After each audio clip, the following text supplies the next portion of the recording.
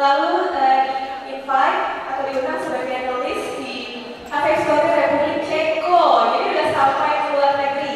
Lalu juga menjadi juara kedua di Hackathon Jakarta Editors Lab by Global University Network tahun 2018. Kepada Kak Lasmi, dipersilakan untuk maju ke depan. Tepuk tangan dulu, teman-teman.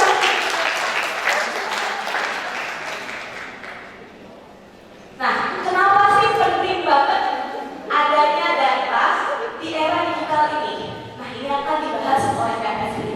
Apakah Kak Lasmi? Alhamdulillah, bisa pakai masih di sini. Ya, selamat pagi. Pagi kepada teman-teman sekalian. Mungkin di sini juga lebih banyak yang lebih senior dari saya. Mungkin bukan nanti mungkin secara share bagaimana ke kondisi digital ekonomi di Indonesia. Khususnya karena mungkin di data banyak juga riset-riset mengenai dan kebetulan saya juga masuk di satu tim untuk fokus di digital ekonomi. Jadi sedikit banyak akan sharing tentang itu. Baik, udah siap tadi untuk memberikan materi? Ya. Waktu dan tempat, silakan.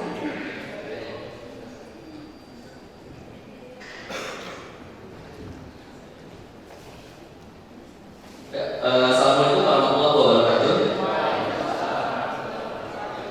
Perkenalkan kembali, nama saya Nazmi Hidayatullah. Saat ini saya menjadi data analis di Data Insight Center. Nah, mungkin sebelum itu di sini teman-teman ada yang sudah tahu data, ada yang belum. Sebelumnya mungkin kita coba perkenalkan kembali company kami.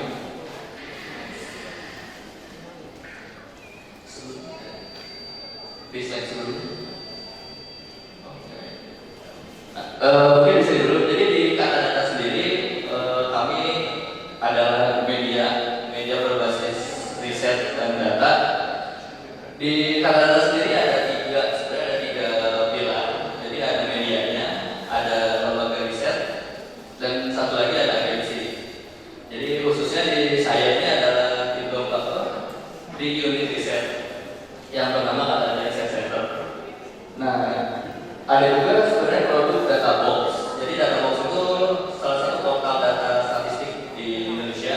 Kami memprovide data-data yang berhubungan dengan ekonomi bisnis, termasuk juga ekonomi digital. Jadi mungkin data-data yang sudah tampil di slide saya juga hadir di data box untuk mungkin teman-teman bisa akses dan pelajari lebih lanjut. Ya, untuk tema besarnya tadi dari Ibu Rektor juga sudah sedikit membahas tentang bagaimana perkembangan teknologi yang sangat besar yang berefek kepada banyak hal, termasuk tadi ada tentang payment, ada tentang ekonomi secara umum, ada sampai di bidang pendidikan dan juga bagaimana kehidupan anak-anak di masa mendatang terhadap iklim digital di dunia. Nah, untuk saat ini saya akan fokus bagaimana kondisi ekonomi digital di Indonesia dan juga data-data yang memang sudah kami himpun dari berbagai sumber, dan ini akan menjadi dasar atau mungkin menjadi peluang bagi teman-teman untuk bisa memulai bisnis di era digital. Nah, ekonomi digital apakah sama dengan ekonomi internet? Jadi kalau kita ngomongin ekonomi digital, ngomongin digital di masa sekarang, tidak akan lepas dari namanya internet. Jadi semua aktivitas, semua perekonomian, semua yang berhubungan dengan kehidupan kita sehari-hari banyak memakai internet. Kita coba lihat bagaimana pertumbuhan pengguna internet di Indonesia. Saat ini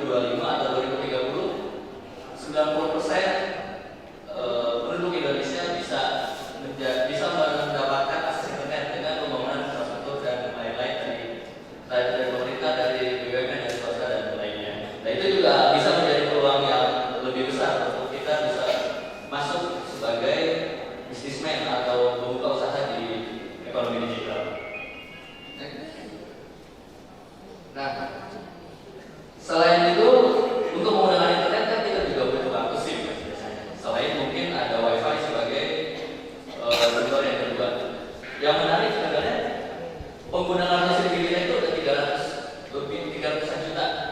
Jadi memang satu orang itu dari sebelumnya juga bisa pakai 2 atau 3 kartu SIM terdaftar. Nah, untuk 2018 dan 2019 kemarin kan ada aturan bahwa dibatasi ya, karena memang ternyata kebanyakan kartu SIM atau kebanyakan mobile subscription itu ada istilahnya ada modorotnya, jadi banyak modorotnya juga. Jadi akhirnya ada pembatasan untuk penggunaan mobile kartu SIM. Nah, juga karena besarnya kartu SIM, melihat 94% ini memiliki smartphone, jadi yang mengakses internet yang tadi 170 sekian juta itu 94% menggunakan smartphone dan 66% malah yang menggunakan laptop. Jadi sebenarnya semua ini akan mulai dari HP kita sendiri. Semua bisnis, semua perekonomian kita mulai dari HP kita sendiri. Tidak harus sekarang buka internet itu harus dari laptop, harus dari sebuah PC gitu. Jadi semua ada di tangan kalian, di jari kalian. Selanjutnya, nah ini juga ada satu studi juga bahwa Indonesia ini pengguna nomor 5 pengguna internet terbanyak di dunia. Jadi dibanding kita hanya kalah dari Brasil. Jadi secara jumlah penduduk kita juga tinggi dan penetrasinya juga tinggi. Kita hanya kalah dari Brasil di urutan keempat. Secara penduduk kita posisi 4. Artinya juga kita sebenarnya internet kita bisa masuk ke posisi 4. Nah, kalau penetrasi kita tinggi di 2025, 2030, bisa kemungkinan kita akan naik ke posisi 4 untuk pengguna internet. Balik lagi ini menjadi sebuah dasar dan peluang untuk kita bisa ekspansi gitu. Bisa menggunakan bisnis, bisa sebenarnya tidak hanya bisnis ya, kita bisa menggunakan peluang ini untuk bagaimana kita bisa mendapatkan benefit gitu.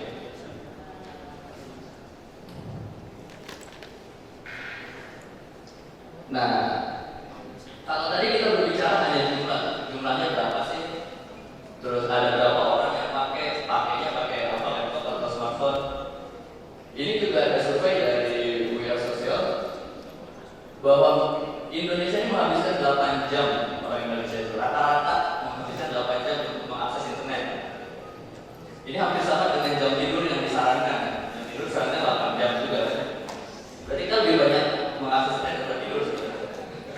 Ini baru rata-rata, jadi sebenarnya banyak yang lebih besar dari ini. Banyak yang mungkin 12 jam atau mungkin dari 15 jam, mungkin ada yang memakai internet sebagai aktivitas utamanya. Nah, internet ini 8 jam juga disusul media sosial, menonton TV, streaming musik, dan konsol. Jadi menonton TV ini sekarang udah jarang sekali dibandingkan dengan internet. Karena mungkin juga acara TV sekarang banyak juga yang dapat di internet. Jadi orang mendingan nggak harus live gitu nontonnya. Karena yang banyak main di YouTube juga sekarang banyak acara-acara TV juga. Jadi mengubah orang untuk mendapatkan informasi. Jadi sekarang iklan itu tidak harus dari TV. Karena kalau dulu kan paling banyak kita mendapatkan produk itu dari TV yang secara harga itu masih tinggi sampai sekarang. Tapi dengan adanya perubahan teknologi, adanya perkembangan teknologi dan internet ini, sekarang semua bergeser ke media sosial dan ke internet secara umum. Jadi ini menjadi peluang untuk usaha-usaha yang akan memulai, yang mungkin secara dana promosinya tidak besar, tapi kita bisa mendapatkan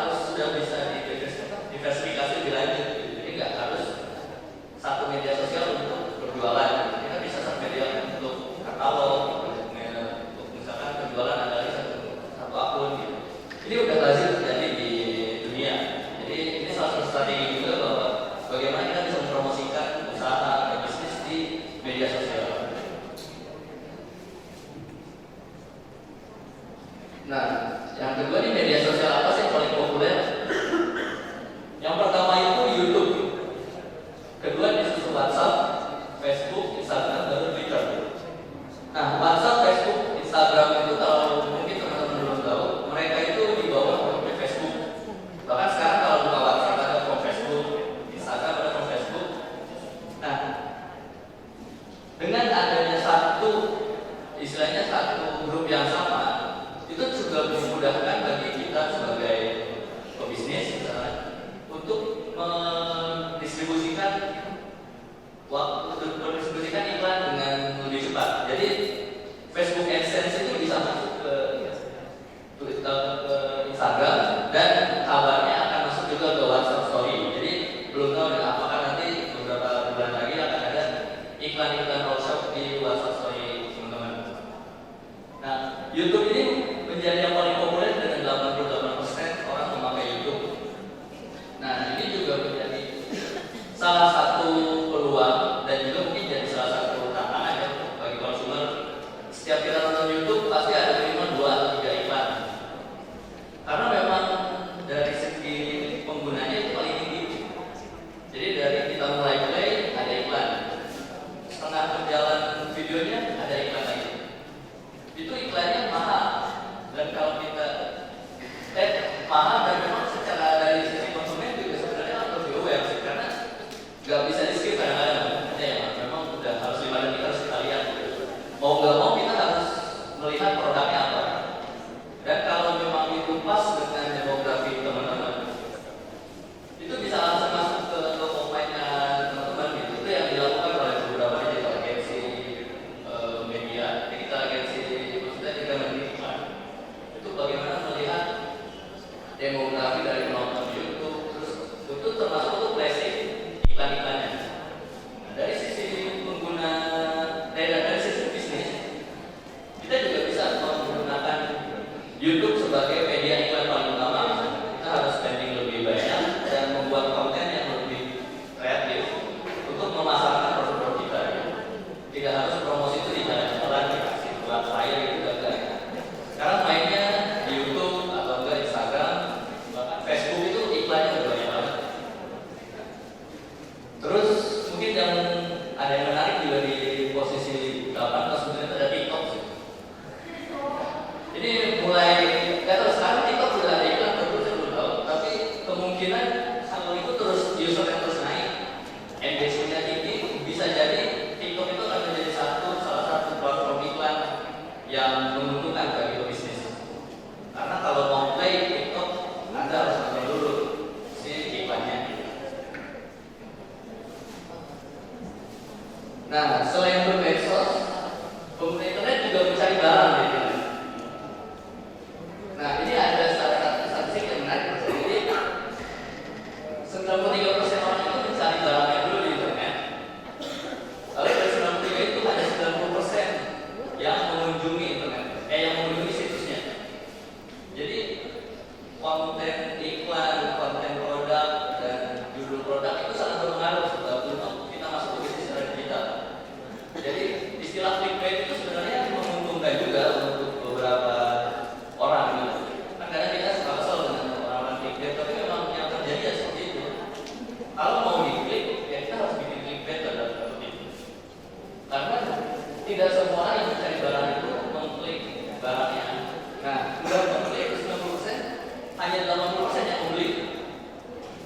Jadi dia bisa mengklik terus ya udah balik lagi untuk mencari yang baru. Nah, dari 80 ini banyak yang memang dari smartphone, ada juga yang dari komputer. Jadi balik lagi dari yang tadi di slide sebelumnya, bahwa lebih banyak orang menggunakan smartphone untuk menggunakan internet, media sosial sampai orang berbelanja. Karena tidak harus lagi melihat bagaimana produknya di komputer yang hebat. Ini untuk seorang pebisnis juga memikirkan konten-kontennya. Jadi setiap katalog, setiap foto itu harus pas masuk di smartphone. Jadi kita tidak lagi menggunakan laptop dan resolusi besar untuk menggunakan iklan gitu.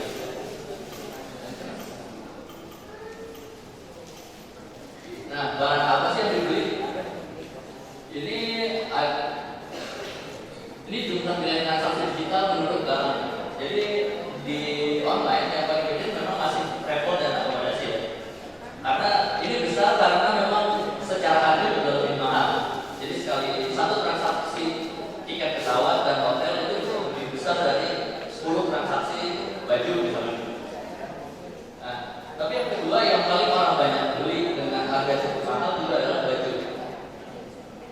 Jadi baju itu sekarang udah jarang orang yang mungkin beli di mall.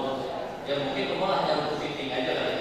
Belinya tetap di e-commerce juga atau belinya di bahkan di sosial media juga sekarang orang udah beli baju. Misalnya beli baju di Instagram, di WhatsApp. Bahkan kan sebenarnya kita belum tahu ya apakah itu pas kita atau warnanya sama. Tapi data menunjukkan bahwa orang udah malas lagi untuk keluar untuk melihat dan membeli di mall atau pusat perbelanjaan. Selanjutnya juga ada elektronik, tentu seperti HP, laptop itu sekarang udah pakainya di internet. Selanjutnya juga ada bahan makanan. Jadi bahan makanan itu kayak beras juga sekarang udah banyak platform yang menyediakan bahan makanan di e-commerce-nya. Bahkan untuk sayur, ada sayur box namanya. Dia memang menjual itu sayur-sayur segar aja dan tidak harus Anda beli di pasar, tidak harus beli di pasar. Semua kualitas sudah terjamin di aplikasi tersebut. Jadi bagaimana kita juga melihat peluang-peluang besar ini untuk memikirkan bisnis apa sih yang memang kita bisa masuki. Yang terakhir ada sebenarnya furniture, tapi nilainya masih kecil dan belum banyak pemainnya. Seperti kalau besar kan seperti IKEA gitu, tapi nggak terlalu banyak juga di online karena furniture ini lebih mungkin secara barang berdirinya lebih besar, jadi tidak terlalu banyak juga di internet.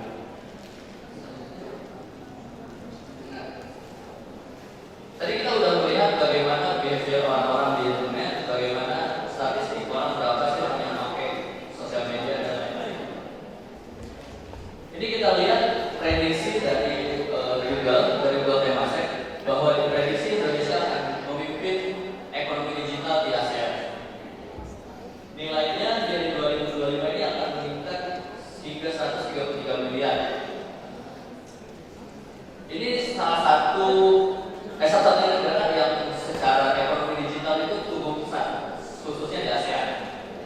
Kita ini punya infrastruktur yang cukup baik, orang yang pakai internetnya banyak, dan secara konsumsi juga tinggi.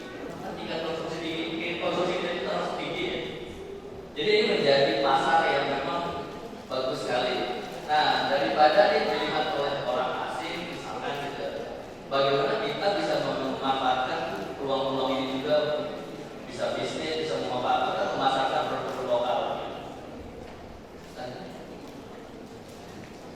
Nah, yang tinggi ini kita bisa bagi.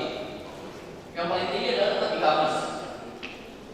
E-commerce kita itu paling tinggi nilai ekonomi digitalnya, nilai transaksi itu paling tinggi, disusul oleh online travel, online media, dan retailing kayak transportasi online. Transportasi online itu sebenarnya bukan ongkosnya yang tinggi, tapi apakah kita misalkan beli makanan, nah, harga makanannya itu yang itu maksudnya e-commerce lagi ke bahannya kan, bukan retailingnya. Nah ini juga sebenarnya bisa terlihat Dikir itu punya 3 online shop atau e-commerce besar. Ada Bukalapak, ada Tokopedia, ada Shopee. Mungkin hanya Indonesia yang punya e-commerce 3 yang besar. Kalau yang lain mungkin Alibaba aja, Amazon aja. Tapi kita punya 2 produk lokal, Tokopedia dan Bukalapak yang bisa menjadi unicorn. Ini sejalan dengan data-data e-commerce bahwa e-commerce menjadi satu-satunya bidang yang memang punya potensi tinggi di Indonesia. Jadi kalau misalkan nanti teman-teman mau bisnis, mau buka di e-commerce, sebenarnya nggak usah takut, peluang tetap ada. Sisanya bagaimana kita bisa bersaing dengan teman-teman yang lain. Nah, ini juga salah satu hal menarik. Ekosistem digital Indonesia itu menarik sebenarnya bagi para investor, termasuk investor dari luar. Jumlah pendanaan startup di Indonesia itu sudah sampai 9 miliar US dollar pendanaan startupnya. Jadi banyak startup kecil yang dapat investor dan mereka melakukan ekspansi ke pasar yang lebih banyak, pasar yang lebih besar. Kita udah punya 5 unicorn, Tokopedia, Bukalapak, Traveloka, Gojek, dan yang terakhir ada OVO. Mungkin kalau GoPay bisa juga kayaknya GoPay udah jadi unicorn juga sih. Nah tadi yang saya bilang Tokopedia dan Bukalapak itu ada 2 e-commerce yang menjadi unicorn di satu negara. Itu salah satu bukti bahwa memang e-commerce di Indonesia itu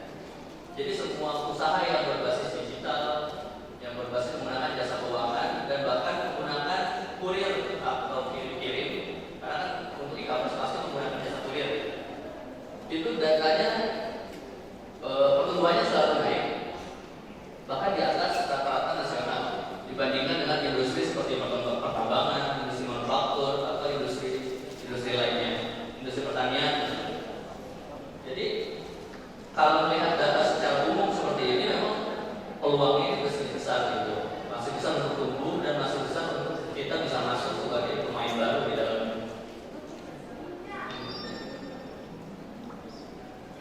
Nah,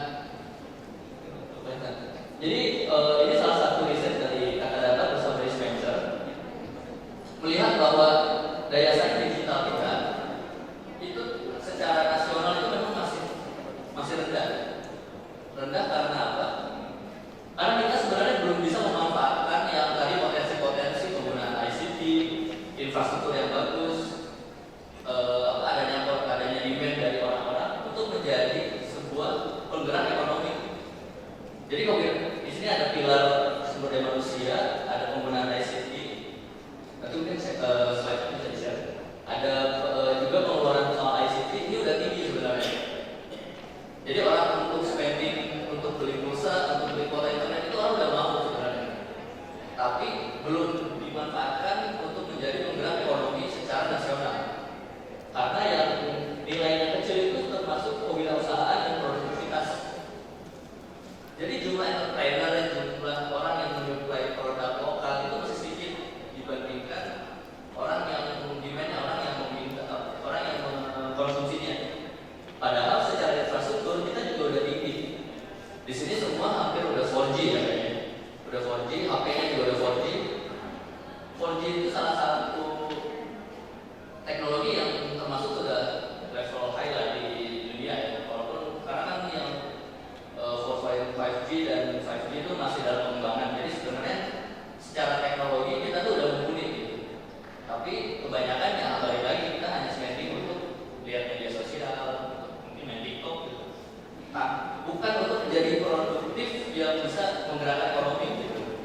Nah, kalau misalkan setelah melihat ini dan nanti mungkin ada teman-teman dari pemateri lain yang secara teknis lebih bisa menjelaskan, seharusnya kalian bisa memulai bagaimana memanfaatkan peluang-peluang ini. Oh, ini juga ada skor dari semua daya saing dari semua kota. Yang tertinggi itu ada Jakarta, disusul Jawa Barat, disusul Jawa Timur dan Yogyakarta, terus Banten. Jadi secara umum kalau memang kita mau membuka pasar baru, membuka bisnis baru, Jakarta, Jawa Barat, dan mungkin Jabodetabek itu secara umum itu menjadi pasar utama sebenarnya. Demand-nya pasti ada. Tinggal bagaimana kita mengiklankan, bagaimana promosi, bagaimana keunikan dari produk itu. Jadi kalau misalkan ya, let's say ada orang yang sekarang jualan online tiba-tiba bikin akun Instagram, dipromot atau enggak masuk ke kampus-kampus, bisa secara daya saing sebenarnya di wilayah Jakarta itu hampir pasti ada yang beli. Dibandingkan kita harus ekspansi ke luar Jawa atau enggak ke mungkin Sulawesi Kalimantan itu lebih susah gitu. Makanya saat sekarang ada tinggalnya di Jakarta, Jabodetabek itu menjadi privilege tersendiri sebenarnya untuk kita bisa memulai bisnis lebih jauh. Nah, ini juga ada satu infografik kerjasama Kata Data dengan Gojek bahwa pengantaran online ini GoFood, sebenarnya begini karena dia juga kerjasama dengan Gojek. GoFood ini memicu pertumbuhan UMKM kuliner. Jadi 4 dari 5 UMKM kuliner ini belum pernah punya usaha. Jadi yang sekarang ada di GoFood itu banyak restoran-restoran baru sebenarnya. Bahkan mereka sebenarnya ada juga yang nggak punya toko, misalnya toko untuk mereka makan gitu ya. Tempat makannya juga punya. Mereka hanya punya dapur, punya produk, tapi punya keunikan. Kita bisa memanfaatkan ini sebenarnya. Terus 4 dari 5 juga 80% itu tidak pernah melayani pengantaran. Mereka nggak punya resource sebenarnya untuk pengantaran. Jadi karena kan kalau mau pengantaran kan harus ada orangnya, harus ada transportnya kan. Nah, dengan adanya kemudahan seperti platform ini, itu bisa menjadi salah satu peluang sebenarnya untuk kita. Terus yang menarik ini 3 dari 5 UMKM kuliner ini volumenya meningkat 10%. Hanya dari berlangganan di GoFood ya, atau mungkin di platform lainnya. Nah, jadi sekarang itu bisnis itu tidak harus modal tinggi sebenarnya, tapi yang lebih penting ya modal yang kemauan dan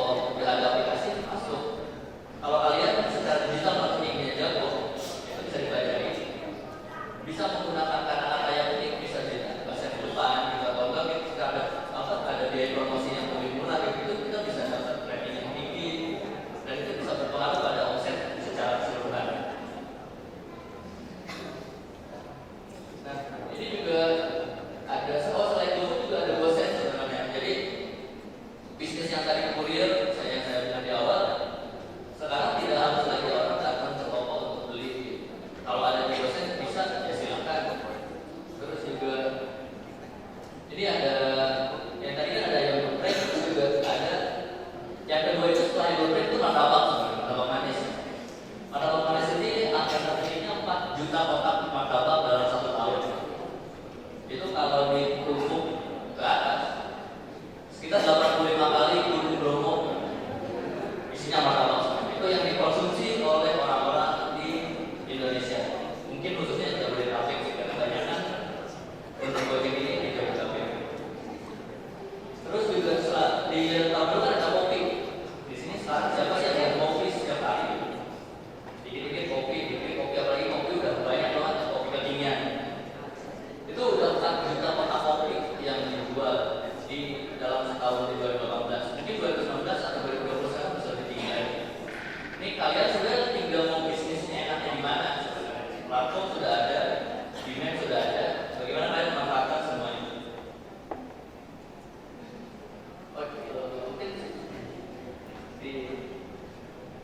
Nah, sebenarnya kalau misalkan kalian ini ada satu pembahasan ulang, kalian sudah masuk ke sini, sudah masuk ke Grab, sudah masuk ke GoFood misalkan, sudah masuk ke delivery, dan kalian menggunakan data-data tersebut untuk dianalisis lebih lanjut. Itu bisa jadi riset yang menarik sebenarnya. Misalkan kalian punya kios di Ciputat, kios misalkan kopi gitu, kopi yang baru lah, kopinya rasa durian atau apa lah misalkan. Kalian punya kopi baru rasa durian. Ternyata yang mesen dari GoFood itu kebanyakan dari Parung. Parung kan ada ya, Parung. Terus banyak lagi misalnya dari Pondok Indah dan dari Bintaro atau enggak dari BSD. Nah, karena jauh tapi dia mau untuk mencoba durian misalkan kopi durian itu, dengan data-data ini kita bisa mengkalkulasi sebenarnya harusnya kita buka lagi di mana sih? Apakah kita buka di Parung dulu, kita buka di BSD atau malah di Pondok Indah, atau bahkan sebenarnya apakah mungkin kita harus ganti rasa? Jadi jika dulu banyakkan orang bisnis menggunakan feeling, kebanyakan karena kan tidak ada data-data yang data dengan baik, terkoleksi dengan baik. Dengan adanya bantuan aplikasi, bantuan digitalisasi, ini akan memudahkan kalian atau teman-teman semua untuk menjadikan data-data ini sebagai strategi bisnis. Oh, mungkin ini yang banyak itu dari perkantoran-perkantoran, atau yang banyak itu dari kampus, atau mungkin yang banyak itu dari rumah-rumah. Itu tuh bisa jadi satu analisis tersendiri. Apakah kita harus bukanya di kantor, atau malah bukanya di kampus, atau mungkin ada satu perumahan yang ada kopinya. Ini yang menarik dari digitalisasi di bidang bisnis. Kita nggak lagi melihat kayaknya kita buka di sini, kayaknya di sini, bukan kayaknya lagi, tapi memang kita akan buka di sini karena datanya seperti ini. Nah, tapi selain peluang juga ada tantangan, karena sebagai Wiso bermata dua, setiap tahun baru tercipta selalu ada yang disisihkan. Coba dilihat dari tantangan digitalisasi transportasi. Pengguna transportasi online kita itu sudah 21 juta dalam ini daily untuk semua di Indonesia dengan pendapatan 3,6 miliar. Tapi dari sini apa sih yang menjadi tantangan? Apa sih yang tersisihkan? Kita lihat lagi dari taksi konvensional. Data Bloomberg itu dalam 3 tahun terakhir taksinya terus menurun. Jadi mungkin di sini kalian ada yang sudah berbisnis tapi melihat ada disrupsi digital, apa sih yang harus dilakukan? Memang mau tidak mau kita harus menyesuaikan. Mungkin Bloomberg sekarang sudah bekerja sama, terus juga sudah berpartner dengan bisnis lain, dengan strategi bisnis yang lain. Dia tidak harus punya taksi sendiri atau dan lain-lain. Jadi untuk teman-teman yang sudah punya bisnis juga harus melihat ada tantangan-tantangan lain sebenarnya. Bagaimana percepatan cepatnya perkembangan digital itu? Kita baru buka setahun, mungkin udah ada saingan yang lebih jago. Kita harus terus berinovasi sebenarnya. Itu tantangan yang paling besar dari digitalisasi. Nah, yang terakhir sebenarnya di sektor ketenagakerjaan. Jadi ada riset, termasuk saya juga beriset soal ini.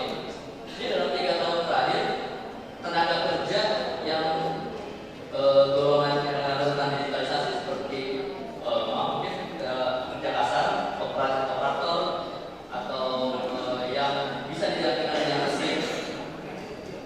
Itu seperti mungkin kalau di bank itu ada teller, itu tuh sekarang sudah menurun porsinya. Jadi ini tantangan juga di digital itu, di sektor digitalisasi. Jadi mungkin kalian dulu yang punya teman-teman yang punya bisnis dan ada delivery-nya, mungkin sekarang sudah ada GoFood, sudah ada GrabFood, orang yang bertugas delivery terpaksa di PHK misalkan. Nah, atau teman-teman yang punya mesin itu yang sekarang sudah bisa diganti dengan digital dengan robot, itu juga banyak orang yang tersisihkan juga. Jadi menjadi tantangan bahwa bagaimana individu kita juga harus bisa terus mencari peluang yang baru. Itulah yang hal yang paling susah